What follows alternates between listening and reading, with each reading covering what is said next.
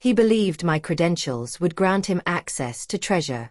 Instead, they provided him with refuse. I observed him construct a $12 million proposal based on fabricated information. Subsequently, I witnessed the catastrophe from the best seat in the house. This is the account of how I employed 6 decoy documents and some strategic patience to terminate a career that attempted to eliminate mine. My name is Natalie Cross, and for 6 years, I've served as the unseen designer behind every triumphant data initiative at Adara North. At 36 years old, unmarried, and based on my annual evaluations, remarkably dependable yet lacking executive bearing. That's business terminology for she handles all the labor, but we cannot envision her in the executive suite. I've dedicated my professional life to resolving data catastrophes that reduce seasoned managers to tears. When the Peterson contract collapsed due to someone combining databases with incorrect primary identifiers, they contacted me at 11:45 p.m. on a Friday. I resolved it by 3 a.m. When our largest pharmaceutical customer found their complete forecasting system was constructed on compromised datasets, I reconstructed 18 months of research in 4 days. Nobody inquired about the methodology. They simply claimed the recognition and proceeded. The advantage of being unnoticed is witnessing everything. I've observed 27-year-old MBA graduates presenting my methodologies to the executive board. I've attended conferences where my solutions were delivered word for word by individuals who couldn't clarify the fundamental concept behind them. 3 separate times, I've been overlooked for team leadership roles. The commentary remained consistent. Natalie must develop her management capabilities. Translation: Natalie doesn't participate in golf outings with the CEO's offspring. Adara North spans floors 15 through 18 of a glass structure in central Seattle. Our workspace epitomizes a technology consultancy overcompensating. Exposed masonry, adjustable height workstations, fermented tea on draft. The type of environment where everyone discusses collaboration and innovation, yet becomes frantic when spreadsheet software malfunctions. I occupy a windowless workspace on floor 16, positioned between the equipment room and the storage area. The placement is ideal. No one casually visits. Everything transformed when we secured Horizon Outfitters, $30 million to redesign their complete data framework and develop forecasting systems for their 500-location network. This represented the type of assignment that establishes careers, the kind featured in business studies and recognized with accolades. Naturally, I expected to be relegated to back-end operations, executing the genuine work while another person claimed the spotlight. For once, my assumption proved incorrect. During the preliminary planning session, our CEO Marcus Chen explicitly referenced my contribution. Natalie will be crucial to this project's achievement, he stated, making direct eye contact. Her knowledge is precisely what Horizon requires. Momentarily, I allowed myself to believe this could finally represent my opportunity. I began drafting project frameworks, designing team hierarchies, visualizing myself presenting to Horizon's leadership. I should have exercised better judgment. That identical week, Human Resources distributed an announcement regarding a new strategic recruitment. They had attracted a promising talent from our primary rival, someone who would enhance our customer relationship abilities. The communication featured a professional photograph of a gentleman who appeared to have emerged from a private equity marketing video. Angular features, flawless dentition, the type of assured expression that declares, "I've never needed to troubleshoot programming at 4 a.m. His identity was Chase Darrow, and he was destined to become my challenge. Chase Darrow appeared on Monday morning like a tempest in a $2,000 business suit. 31 years old, Harvard business graduate, with credentials that resembled a Silicon Valley success story. He had allegedly revitalized 3 struggling enterprises, directed a technological overhaul at a Fortune 500 corporation, and somehow managed to deliver a conference presentation about genuine leadership in the information era. The entire workplace was energized before he had collected his orientation materials. Marcus presented him during our company-wide gathering at precisely 9 a.m. Chase will be directing our Horizon Outfitters partnership, he declared while Chase stood there emanating the confidence that stems from never experiencing system failures during live demonstrations. He contributes a novel viewpoint and documented history of customer satisfaction. Then, almost incidentally, Natalie will be assisting with all research, modeling, and technical execution. Assisting. There it was, that term that signified everything and nothing. It indicated I would perform the labor while Chase handled the communication. It suggested my identity might appear in 8-point typeface on slide 47 of the concluding presentation. It represented another year functioning as the concealed expert while someone else accepted the applause. Chase located me in my workspace that afternoon. He didn't request entry. Individuals like Chase never do. "You must be Natalie," he said, displaying that private equity smile. "I've been informed you're the information specialist here." The praise seemed practiced, extracted from a leadership manual about engaging technical personnel. He positioned himself against my entrance, occupying space as if he possessed it. "I'm genuinely excited about our partnership. I have some groundbreaking concepts regarding the Horizon assignment that I believe will astound them." I smiled and acknowledged, performing the role of the cooperative colleague. Internally, I was estimating how many hours of my existence I was about to sacrifice correcting his groundbreaking concepts. It began modestly. "Hey Natalie, could you transmit the historical information for Horizon's Pacific Northwest locations? Then, I require the customer classification research by day's end." No courtesy, no gratitude, just expectation. By the second week, he was redirecting client inquiries to me, adding only "handle this" at the top. The critical moment arrived on Thursday at 4:37 p.m. I was immersed in constructing a sophisticated forecasting system when Chase invaded my office. "I need your authentication details for the Horizon internal directories," he declared. "Not requested. Declared. I'm assembling a preliminary presentation for the customer and require immediate access." "Those directories contain my developmental files," I responded cautiously. "They're not prepared for client review." He dismissed this with a gesture. "I understand my responsibilities. I simply need to extract some graphics for tomorrow's meeting. Send me the login information." Then he departed, leaving only the aroma of costly fragrance and privilege. I remained there momentarily, staring at my monitor. 6 years of being disregarded, of watching my contributions vanish into others' achievements, of being informed I lacked executive qualities while executives presented my innovations. Something within me transformed. Not fury. Fury was too heated, too immediate. This was more controlled, more methodical. This was strategic thinking. I created a new directory, Horizon Final Reports _NC. My initials at the conclusion, barely perceptible. Within, I began constructing something extraordinary. Not falsehoods, precisely, that would be too apparent. Instead, I developed attractive, professionally appearing analyses that were subtly, disastrously incorrect. Dashboards that appeared impressive but contained flawed calculations. Forecasting systems based on obsolete methods. Data presentations that would collapse under minimal examination. The message to Chase was concise. Here are the login details for the Horizon directories. The documents in Horizon Final Reports should contain what you require. I transmitted it at exactly 5 p.m., then preserved a copy in my personal records. The snare was prepared. Now I simply had to wait.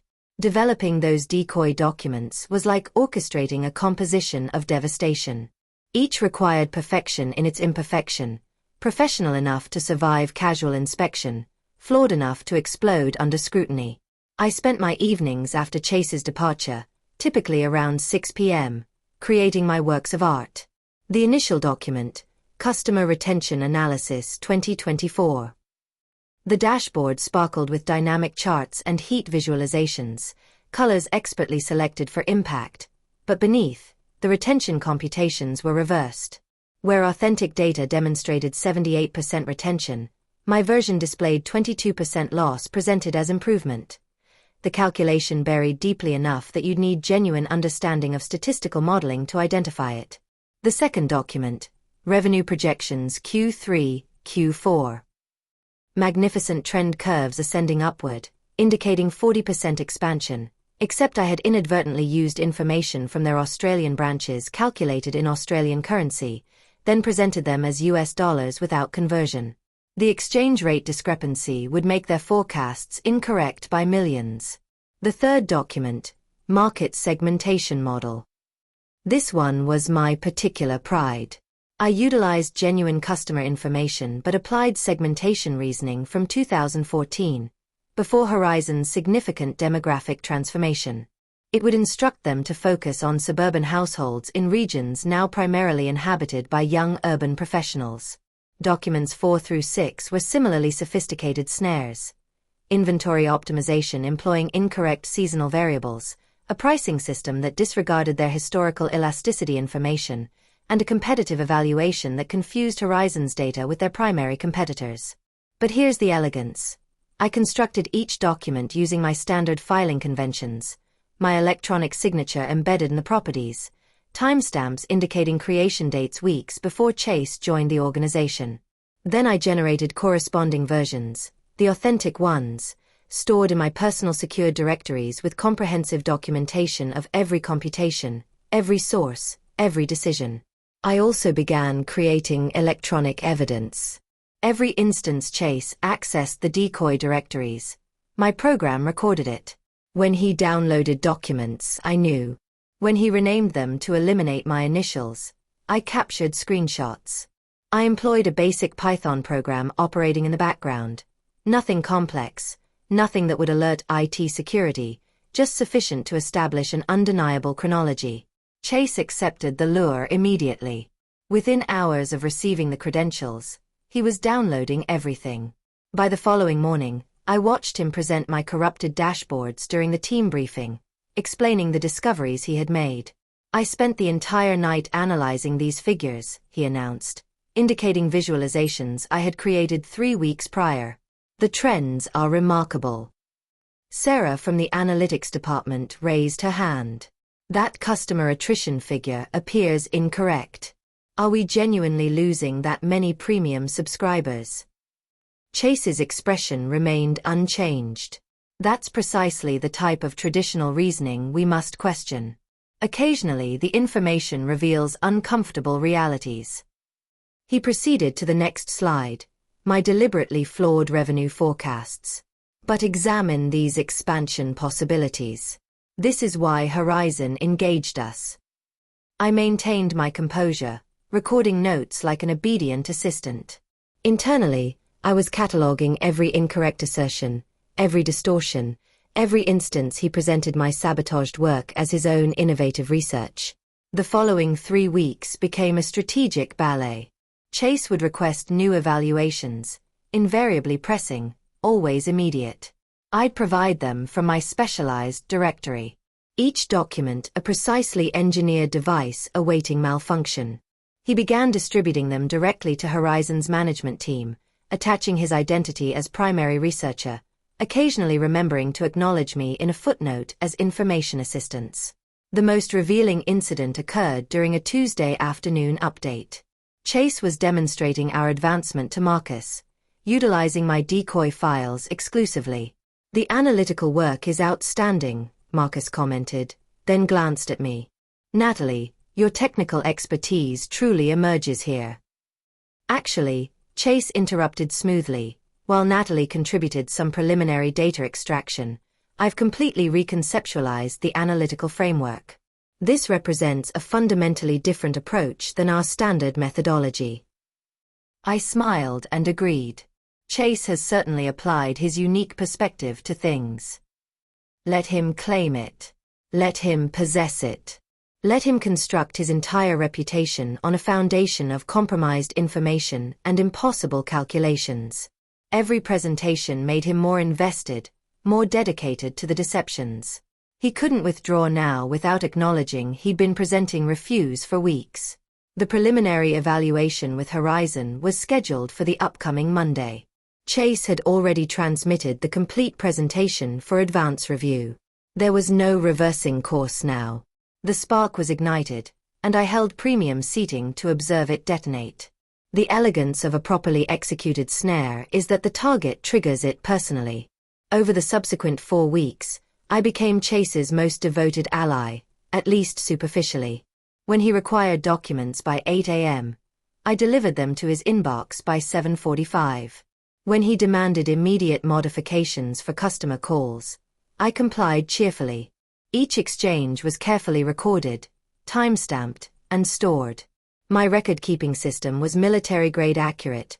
Screenshots of every messaging platform communication where Chase claimed authorship, just completed analyzing the Q3 forecasts. Discovered some revolutionary insights. Video documentation of team conferences where he presented my fabricated files. I've created a groundbreaking methodology for customer classification. Email exchanges where he forwarded my work to Horizon leaders with his credentials attached as primary strategic researcher. The most incriminating proof originated from Chase himself. He established a shared directory called CD_Horizon_deliverables, where he stored his contributions. My corrupted documents with the properties removed and his identity added to the headers. He didn't realize our system maintained version records showing the original documents copied from my directories, complete with timestamps proving I generated them weeks before his arrival. I sustained 2 parallel workflows while supplying Chase the toxic materials. I constructed the genuine evaluation in protected directories only I could access. The actual Horizon information revealed a completely different narrative. Manageable obstacles, realistic expansion possibilities, and practical insights that would truly revolutionize their operations. Every system was recorded, every assumption clarified, every computation transparent. This was my authentic work, my safety net waiting backstage. Chase's assurance increased with each passing day. He began excluding me from conferences, informing Marcus I was better utilized performing background tasks. He started speaking at professional webinars about his innovative methodology for retail analytics. He even submitted a proposal to the National Data Science Conference featuring graphics extracted directly from my compromised documents. The IT records revealed the genuine account. Chase accessed my decoy directories 43 times across 4 weeks.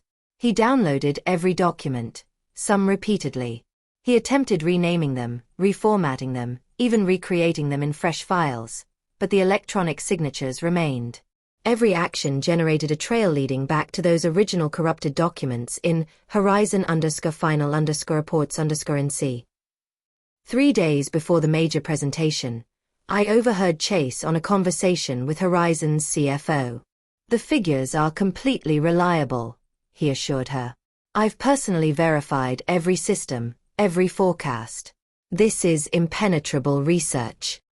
He was positioned outside my workspace, speaking loudly enough to ensure I heard, a dominance display, informing me he was claiming complete recognition. I opened my backup directory and examined the genuine evaluation once more. Clean, precise, practical, everything Horizon truly required. Then I reviewed what Chase would be presenting, a $40 million catastrophe waiting to unfold. Constructed on impossible mathematics and fantasy forecasts, the distance between reality and his fiction was unbridgeable. That evening, I forwarded every piece of proof from my work computer to my personal accounts. The records, the screenshots, the email chains, the version histories, everything. Then I transmitted a single message to my personal lawyer outlining the circumstances and attaching essential documents. "For your files," I wrote, "in case questions emerge about the integrity of analytical work presented to customers." On Thursday, Chase distributed a company-wide message excited to present our revolutionary Horizon evaluation to their leadership team on Monday. This demonstrates Adara North's advanced strategic abilities. He copied the entire management team, the board of directors, and even some primary investors. He was completely committed, reputation at stake, entirely unaware he was about to present 6 documents of meticulously designed garbage to a room filled with executives who understood their enterprise thoroughly. I spent Friday quietly organizing. I wore my finest suit, the charcoal one I'd purchased for interviews but never worn to the workplace. I tested my laptop's presentation function, ensuring the real evaluation would display flawlessly. I printed physical copies of the documentation trail, arranged chronologically in a leather binder. Chase visited my office at 4:15 p.m. You'll attend the Horizon meeting Monday, correct? In case they have technical inquiries. His tone suggested this was a command, not a request. Wouldn't miss it, I responded. I'll be right there in the front row. He nodded, satisfied. Excellent, though I doubt I'll require support. The work speaks for itself. Yes, I thought, watching him stride away in his Italian footwear. Yes, it does. The week before the presentation, I learned Chase had already shared the dummy documents with Horizon's leadership team. He'd sent them a preview package to create enthusiasm, attaching all 6 corrupted analyses with a note. Prepare to have your perspectives transformed. This is next-generation retail intelligence. I discovered this through Linda in sales, who forwarded me Horizon's response. Their CFO, Margaret Walsh, had circulated Chase's documents internally with the observation, "Please examine before Monday's session." Some of these forecasts seem ambitious. Ambitious? If only she understood that the revenue system was calculating in Australian currency, or that the customer classification was using decade-old reasoning. That revelation altered my strategy. This wasn't solely about Chase anymore. Our customer had flawed information sitting in their executive mailboxes, being forwarded to board members, potentially influencing million-dollar decisions. The ethical burden of it weighed heavily on my conscience, but I'd progressed too far to alter direction now. The documents were marked preliminary, not for circulation, which Chase had conveniently eliminated before sending. Another violation logged in my continuously expanding documentation folder. I spent the weekend perfecting the real evaluation, making it unassailable. Every chart had source references. Every system included sensitivity analyses. Every forecast showed confidence ranges. This wasn't simply good work, it was indisputable. I also rehearsed my explanations, knowing I'd have one opportunity to establish credibility when the moment arrived. The most damaging discovery came Sunday evening while reviewing my logs one final time. I noticed something unusual in the metadata. Chase hadn't merely stolen my documents. He attempted to modify the creation dates, trying to backdate his versions to make it appear he'd created them first. But he'd done it carelessly, leaving electronic artifacts that screamed manipulation. It was like a counterfeiter signing a masterpiece with the wrong century's ink.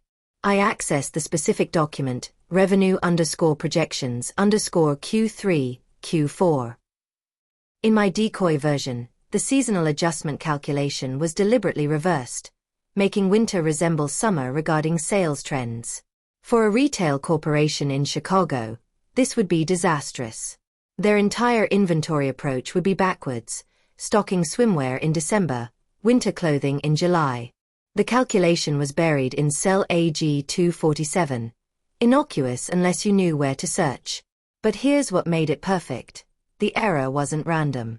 It was precisely the type of mistake someone might make if they didn't comprehend Horizon's seasonal trends, which varied dramatically from standard retail due to their unique tourist-heavy locations. Only someone who'd actually evaluated their historical information, really analyzed it, not just browsed it, would identify the inconsistency.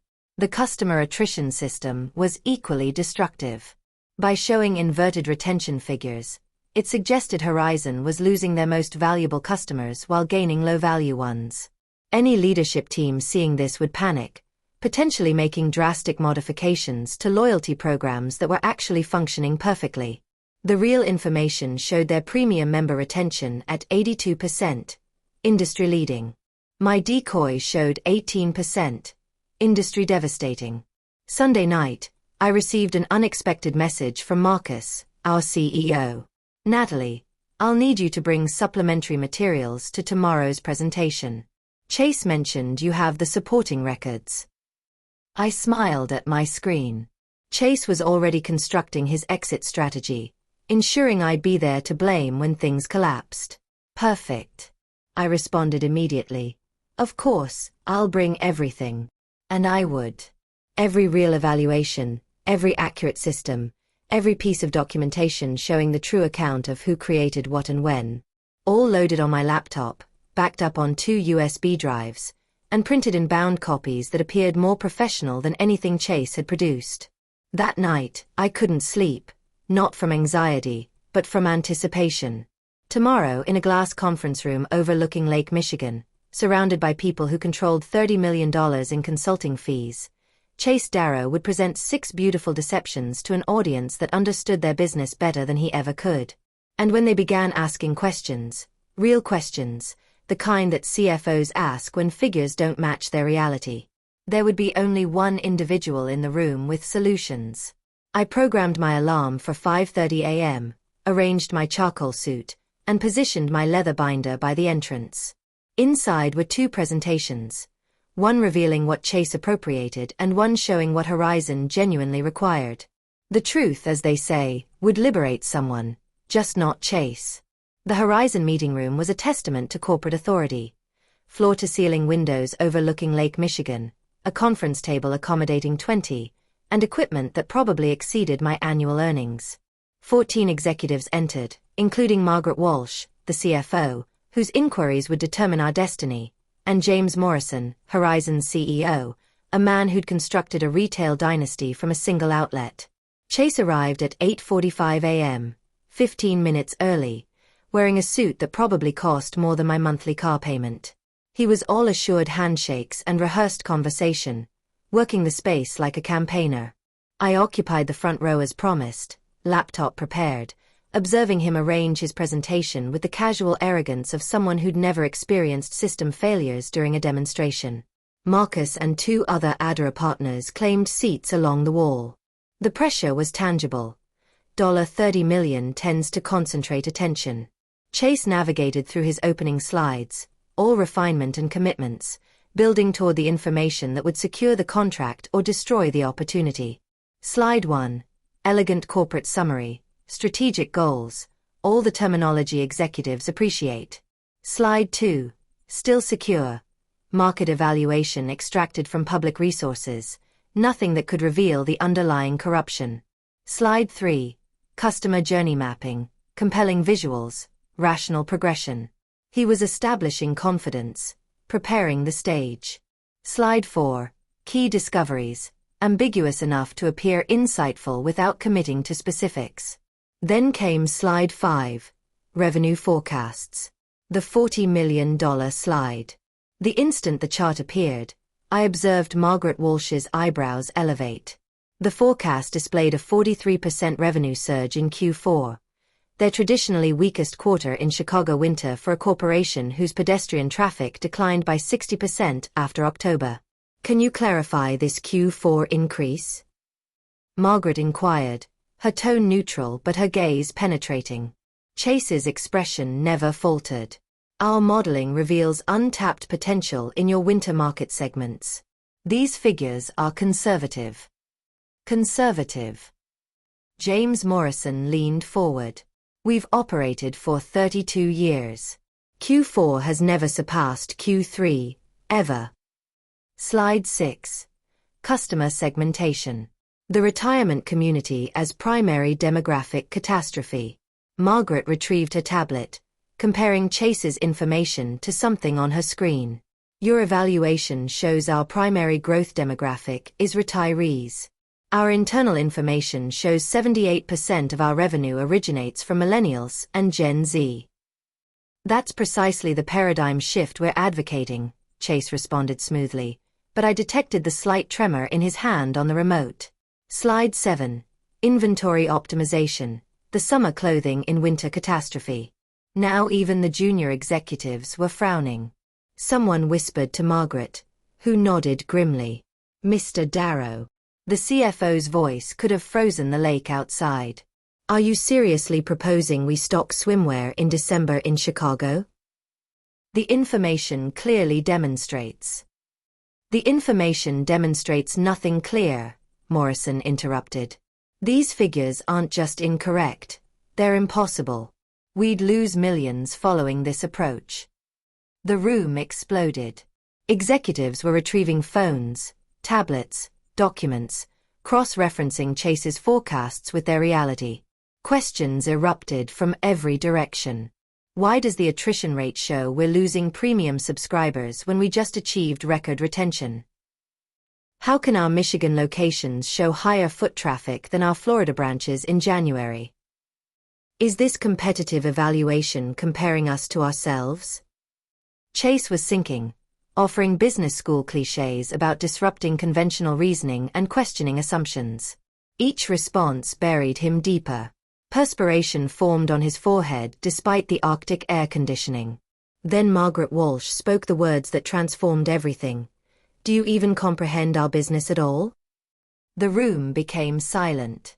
14 faces turned to Chase, awaiting an answer that would either rescue or condemn him.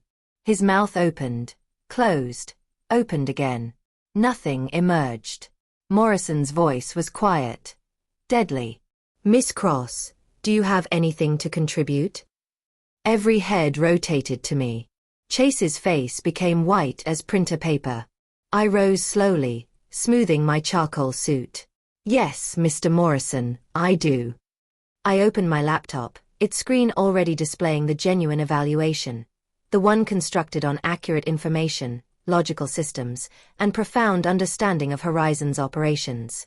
The projector was still connected to Chase's laptop, but that was about to change. May I? I asked, holding up an HDMI cable. Morrison nodded. Please. As I walked to the front of the room, passing Chase's frozen figure, I felt 6 years of invisibility dissolving like old paint. This wasn't about vengeance anymore. This was about truth, competence, and demonstrating to a room filled with executives what genuine evaluation looked like. The screen flickered. Chase's fantasy vanished, and reality replaced it. My screen came alive with the real Horizon assessment. Clean, accurate, grounded in reality. The room seemed to exhale collectively as the first precise revenue forecast appeared, modest but attainable 8% growth in Q3, declining to 5% in Q4, exactly matching their historical trends. This forecast accounts for your seasonal variations, I explained, my voice steady despite the adrenaline flowing through me. Chicago winters reduce foot traffic by 62% on average. Any system suggesting otherwise is using compromised information or flawed assumptions. Margaret Walsh leaned forward, examining the screen intently. These figures align with our internal projections. I clicked to the next slide. Real customer classification. Your primary demographic is 25 to 34-year-olds, 78% of revenue. The previous evaluation showing retirees as your growth market used classification logic from 2014, before your brand repositioning.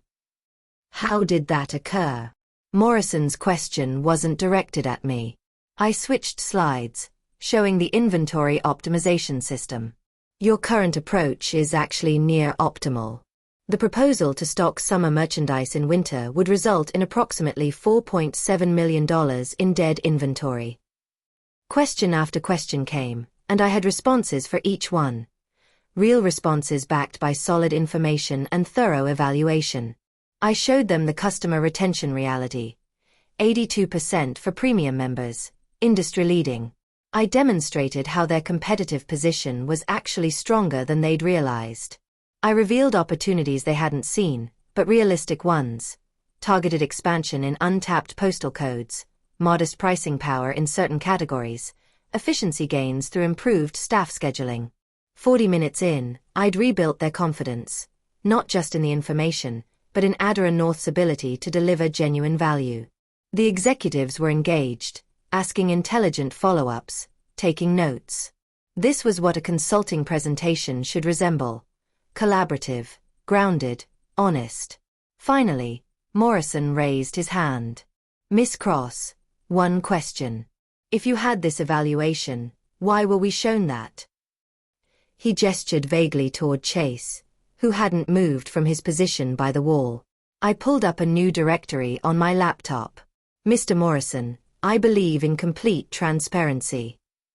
The screen filled with documentation, timestamps, access records, email chains. These documents show the creation history of both sets of analyses. The corrupted versions were created as preliminary drafts, marked not for distribution. They were accessed without authorization and presented as final deliverables. Margaret Walsh was scrolling through her tablet. These match the documents we received last week. The metadata has been modified, but poorly. Additionally, I continued, bringing up the messaging records, there's a clear chain of custody showing how the analyses were developed, by whom, and when ownership was claimed. The room was silent except for the hum of air conditioning. I'd presented the evidence like a prosecutor, letting the facts speak for themselves. No accusations, no drama. Just incontrovertible proof that Chase had stolen corrupted documents and tried to pass them off as his own work. Marcus, our CEO, finally spoke from his spot against the wall. His face was a study in controlled fury. Natalie, why didn't you raise this internally? I met his gaze steadily. I did document everything internally. However, my concerns about analytical integrity have historically been undervalued. I believed the client deserved to see the truth. Morrison stood up. Gentlemen, I think we need a brief recess. Miss Cross, would you please remain? The rest of you, his gaze swept over the Adara team, lingering on Chase. Please wait outside. As the room emptied, Chase finally found his voice. This is a setup. She deliberately. Mr. Darrow, Morrison cut him off. I suggest you use this time to consider your position carefully. Once we were alone with the Horizon team, Morrison's demeanor shifted from CEO to human being. That was quite a risk you took. My job is to provide accurate evaluation, I replied. I couldn't let you make $30 million decisions based on fiction. Margaret Walsh pulled up something on her laptop. I've been in this business 25 years. I've seen every type of consultant. The smooth talkers, the technicians, the theorists. But I've rarely seen someone put their career on the line for information integrity. She looked at Morrison. I want her running this project. Morrison nodded. Miss Cross, we have a simple question. Can you deliver what you just showed us? Yes, but I'll need a real team, not just back-end support. I'll need authority to make decisions, not just implement someone else's vision. And I'll need direct access to your information and your people. Done, Morrison said. He stood, extending his hand. Shall we invite the others back in? As the Adara team filed back in, Morrison's message was clear and brief. We're moving forward with the project, but with one condition. Natalie Cross leads the engagement. Non-negotiable. I watched Chase's world crumble in real time. His face cycled through disbelief, anger, and finally desperate calculation. But there was no move left to make. He'd played himself into checkmate with my poisoned pawns. The walk back to Adara's offices was surreal. Chase left immediately after the meeting, escorted by building security to collect his belongings. Marcus stayed behind at Horizon with the other partners, probably doing damage control and trying to salvage some dignity. I drove alone, windows down despite the Chicago cold, feeling lighter than I had in years. By the time I reached our building, the news had already spread. Email works fast, but office gossip works faster. The usual elevator small talk was replaced by careful glances and knowing nods. Sarah from Analytics actually applauded when I walked past the break room. Marcus called an all-hands at 3 p.m. His announcement was brief. Effective immediately, Natalie Cross is our new head of data strategy and will be leading the Horizon engagement. Chase Darrow is no longer with the company. No elaboration, no questions entertained, just facts. I spent the rest of the afternoon in a surreal haze of congratulations and sudden visibility. People who'd walked past my office for years suddenly knew my name. Directors who'd never acknowledged my existence wanted to catch up over coffee. The invisibility cloak I'd worn for 6 years had vanished in a single morning. But the real satisfaction came in a form I hadn't expected. Throughout that week, other analysts started approaching me privately. Stories tumbled out, credit stolen, ideas appropriated, work claimed by those who couldn't explain it. I wasn't alone in my experience. I was just the first to document it meticulously and strike back effectively. By Friday, I'd assembled a real team for Horizon. Not political picks or smooth talkers, but actual analysts who understood information and cared about accuracy. We dove into the project with the kind of enthusiasm that comes from finally being allowed to do your job properly. The systems sang, the insights flowed, and Horizon was thrilled. 3 weeks later, I was deep in regression evaluation when an email notification appeared. The sender made me pause. Chase Darrow. Can we grab coffee? I think I owe you an explanation. I stared at the screen for a full minute before typing my reply. No. Sometimes the most powerful response is the simplest. I archived his email and returned to my evaluation. He tried twice more over the following days. Longer emails, more desperate tones. I didn't respond. Some bridges, once burned, should stay ash. The Horizon project launched 4 months later, on time and under budget. The 8% growth we projected? They hit 9%. The inventory optimizations saved them $3 million in the first quarter alone. Morrison sent a handwritten note to Marcus specifically praising my team's work. It's framed on my office wall. My new office, the corner one with windows overlooking the Sound. I never did discover exactly what happened to Chase after that day. LinkedIn showed he'd moved to a strategic consulting role at a startup no one had heard of. Then his profile went dark. The industry has a long memory for spectacular failures, especially ones involving client deception. He'd burned through his charm and hit the wall of competence hard. As for me, I published that research paper under my own name, just as I'd planned, Data Integrity and Predictive Modeling, a case study in retail analytics. It won Best Paper at the National Data Science Conference, the same conference Chase had submitted his abstract to, featuring my corrupted visualizations. The night after the paper was accepted, I sat in my new office as the sun set over Seattle. 6 years of being invisible, of watching others claim my victories, of being told I lacked executive presence. All it took was someone foolish enough to steal the wrong documents and arrogant enough to present them as their own. I opened a new project directory, Q3_strategic_initiative_NC. My initials, right where they belonged. No decoy documents this time, just clean, honest information waiting to tell its story. My phone buzzed with a text from Morrison. Looking forward to the quarterly review. Glad we have someone who actually understands our business. I smiled, saved my work, and headed home. The invisible woman was gone. In her place stood someone who'd learned the most valuable lesson in corporate America. Document everything. Trust carefully. And when someone tries to steal your work, make sure what they're stealing is exactly what they deserve. Thank you so much for listening to my story. I'm curious. Where are you listening from right now? Drop a comment below and let me know what city or country you're in. I love connecting with listeners from around the world. If you enjoyed this tale of office revenge, please subscribe to the channel and share your thoughts. Have you ever dealt with a credit-stealing colleague? How did you handle it? Let's discuss in the comments below.